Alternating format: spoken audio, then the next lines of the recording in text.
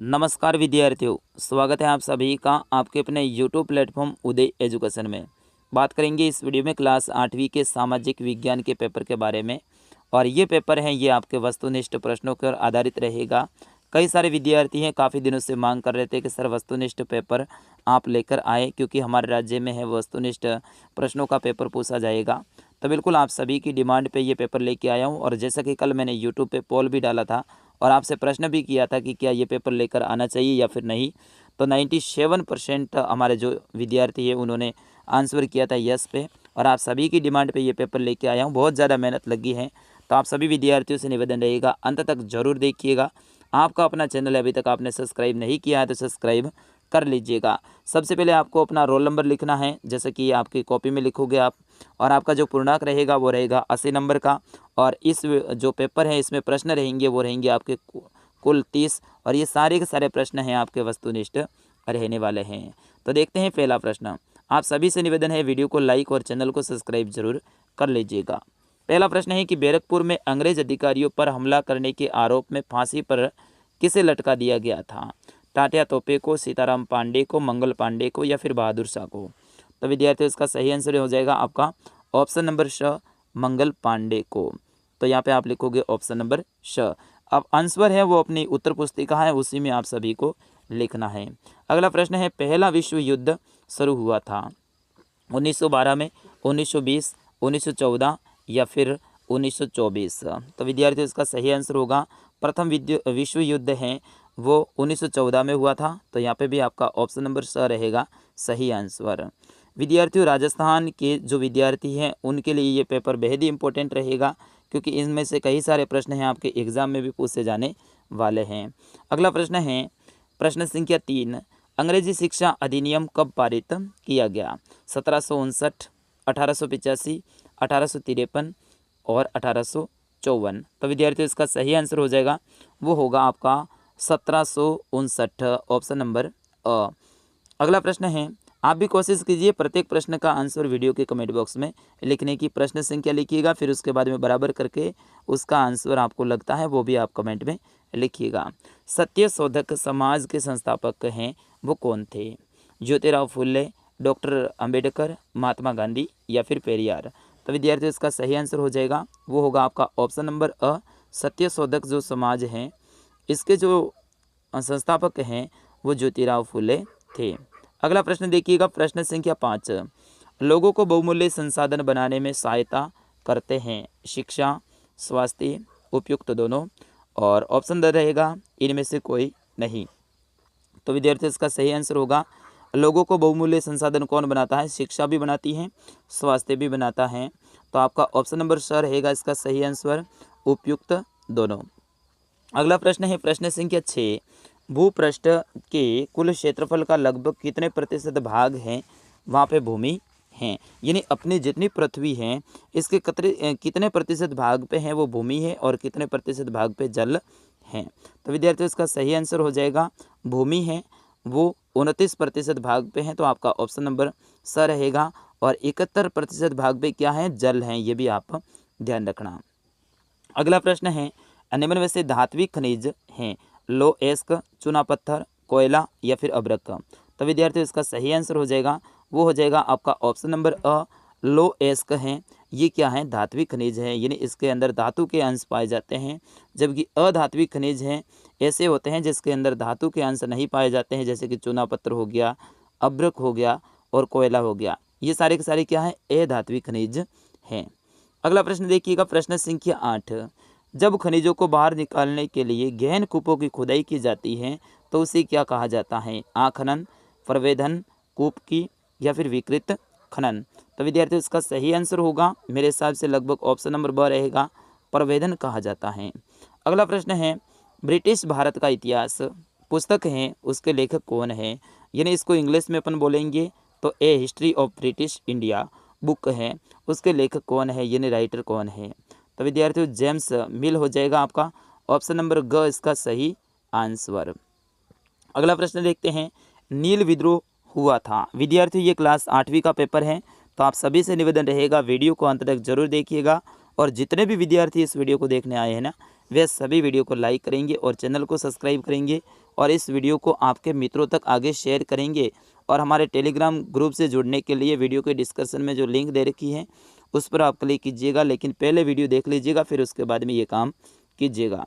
नील विद्रोह हुआ था, कब हुआ था? 1871, 1860, 1859 या फिर 1849। तो इसका सही आंसर हो जाएगा, वो हो जाएगा आपका ऑप्शन नंबर ग, 1859 में। अगला प्रश्न है, अंतिम मुगल बादशाह था, तो अंतिम मुगल बादशाह कौन था विद्यार्थियों? बहादुर शाह जफर था। तो आपका ऑप्शन नंबर ग रहेगा इसका सही आंसर। लेकिन ऐसा प्रश्न आ जाए कि अंतिम मुगल शक्तिशाली बादशाह है वो कौन था, तो वो हो जाएगा आपका औरंगजेब। अगला प्रश्न है, भारत में पहली सूती कपड़ा मिल है वो कहाँ स्थापित की गई थी? बिल्कुल, ये प्रश्न आपके लिए एक बोनस रहेगा। इसका आंसर आप सभी जरूर लिखिएगा, वीडियो के कमेंट बॉक्स में 12 लिख दीजिएगा, फिर उसके बाद में इसका आंसर लिखिएगा। अगला प्रश्न है, आर्य समाज की स्थापना किसने की थी? स्वामी दयानंद सरस्वती ने, पेरियार ने, स्वामी विवेकानंद ने, राजा राम मोहन राय ने। तो 13वें का आंसर दीजिएगा आप सभी। इसका सही आंसर हो जाएगा, वो हो जाएगा आपका स्वामी दयानंद सरस्वती ने। लेकिन प्रश्न ऐसा आ जाए कि ब्रह्म समाज की स्थापना किसने की थी, तो आपको ध्यान रखना है राजा राम मोहन राय ने। अगला प्रश्न है, निम्नलिखित में से कौन सा कारक मृदा निर्माण का नहीं है? यानी मिट्टी के निर्माण का नहीं है। मृदा का गठन ये तो है विद्यार्थियों, जैव पदार्थ ये भी हैं, और ऑप्शन ख है समय, ये नहीं है। तो आपका ऑप्शन ख रहेगा सही आंसर। अगला प्रश्न है, भारत का प्रथम गवर्नर जनरल है वो कौन था? Lawrence, Warren Hasting, Lord Curzon या फिर लॉर्ड माउंटबेटन। तो इसका सही आंसर होगा, वो होगा वॉरेन हेस्टिंग, आपका ऑप्शन नंबर ब। बिल्कुल विद्यार्थियों, ये सारे के सारे प्रश्न इंपॉर्टेंट रहेंगे। अगला प्रश्न है, निम्न में से नवीकरणीय संसाधन हैं सौर ऊर्जा, पवन ऊर्जा, जल विद्युत या फिर उपयुक्त सभी। तो बिल्कुल सौर ऊर्जा, पवन ऊर्जा और जल विद्युत ये सभी क्या है? नवीकरणीय संसाधन है। तो ऑप्शन नंबर द रहेगा इसका सही आंसर। प्रश्न संख्या 17 है, निम्न में से मृदा के निम्नीकरण में सहायक कारक नहीं है। यहाँ पे देखिएगा नहीं का पूछा जा रहा है, यानी मिट्टी को खराब करने का सही कारक नहीं है। तो बिल्कुल वनो उन्मूलन से मिट्टी खराब होती है, सही है। अति पशुधारण से होती है और भूस्खलन से भी होती है, लेकिन इस्लाह करतियाँ हैं, इससे कुछ भी प्रभाव नहीं पड़ता है। तो आपका ऑप्शन नंबर श रहेगा सही आंसर। अगला प्रश्न देखिएगा, प्रश्न संख्या 18, निम्नलिखित में से ऊर्जा का परंपरागत स्रोत हैं कोयला, पेट्रोलियम, प्राकृतिक गैस, उपयुक्त सभी। तो परंपरागत स्रोत की बात करेंगे तो कोयला भी है इसमें, पेट्रोलियम भी है, प्राकृतिक गैस भी है। तो आपका ऑप्शन नंबर द रहेगा सही आंसर, उपयुक्त सभी। कॉफ़ी का प्रमुख उत्पादक देश हैं 19वें प्रश्न का आंसर दीजिएगा अगर आपको आता है तो इसका सही आंसर होगा विद्यार्थियों ब्राज़ील, ऑप्शन नंबर अ रहेगा सही आंसर। अगला प्रश्न है, द्वितीयक क्रियाओं को किस नाम से जाना जाता है? उद्योग, व्यापार, परिवहन, संचार। तो बिल्कुल द्वितीयक क्रियाओं हैं वो उद्योग होते हैं, फैक्ट्रियाँ होती है। प्रथम क्रिया तो होती है जहाँ से माल कच्चा उत्पादित होता है, वो होती है प्रथम। द्वितीयक होती है फैक्ट्रियाँ जहाँ पे निर्माण संबंधी कार्य किए जाते हैं, और तृतीयक होते हैं जहाँ से व्यापार, संचार, परिवहन वगैरह है, ये सारी की सारी तृतीय हो जाएगी। तो इस प्रश्न के हिसाब से अपना ऑप्शन अ रहेगा उद्योग। प्रश्न संख्या 21, रेशम के कीटों के वाणिज्यिक पालन से संबंधित है सेरीकल्चर, पिसीकल्चर, विटीकल्चर, हॉर्टिकल्चर। तो इसका सही आंसर होगा, वो होगा आपका ऑप्शन नंबर अ सेरीकल्चर। अगला प्रश्न है, सुनहरा रेशा से अभिप्राय हैं चाय, कपास, पटसन या फिर इनमें से कोई नहीं। तो सुनहरा रेशा किसे कहते हैं? पटसन, बिल्कुल पटसन, ऑप्शन नंबर स रहेगा आपका सही आंसर। अगला प्रश्न है, उद्योग की अवस्थिति को प्रभावित करने वाला कारक है कच्चे माल की उपलब्धता, भूमि, जल या फिर उपयुक्त सभी। तो विद्यार्थियों इसका सही आंसर होगा, वो होगा आपका ऑप्शन नंबर द उपयुक्त सभी। अगला प्रश्न है, प्रश्न संख्या 24, वे 3 मुख्य कारक कौन से हैं जिनसे जनसंख्या में परिवर्तन होता है? जन्म, मृत्यु और विवाह। ऑप्शन ब है जन्म, मृत्यु और प्रवास। ऑप्शन स है जन्म, मृत्यु और जीवन प्रत्याशा। और ऑप्शन द है इनमें से कोई नहीं।